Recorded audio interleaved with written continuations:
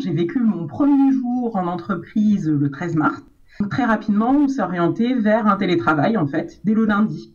Donc j'ai eu un jour dans l'incubateur de chez Blanche Maille. On se dit, plutôt que d'arriver dans quelque chose qui est graduel, où je peux, comme dans un jeu de Lego, monter des briques de compétences, eh ben non, là je suis plutôt dans un côté hackathon, où j'arrive, je suis sur le terrain, j'essaye. Alors je suis très flexible, notamment au niveau des horaires. Ça, j'ai très rapidement compris que garder ce rythme de 35 heures par semaine, c'est déjà complètement mais impossible à gérer avec un enfant qui a lui-même son calendrier, et en fait je m'adapte à son calendrier, à lui. Pendant qu'il mange, par exemple, je vais m'occuper de ma communauté Instagram. Après, moi, j'essaye d'avoir un gros moment de performance au moment des siestes, en fait, tout simplement. Et puis après, c'est sans cesse arriver à activer et désactiver des casquettes.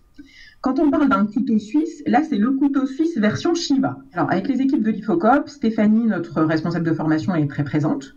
C'est vrai que ce soit par la plateforme et le forum, donc LMS, que nous avons et qui nous permet d'avoir un lien privilégié avec notamment des fils de discussion que l'on peut suivre, c'est très, très intéressant. On a fait une chaîne privée entre nous, donc stagiaires, et c'est vrai qu'on échange de manière quotidienne et on se rassure les uns les autres. On apporte aussi de la dérision et de la légèreté. On avait eu des discours de la directrice qui était venue même nous donner ses contacts personnels.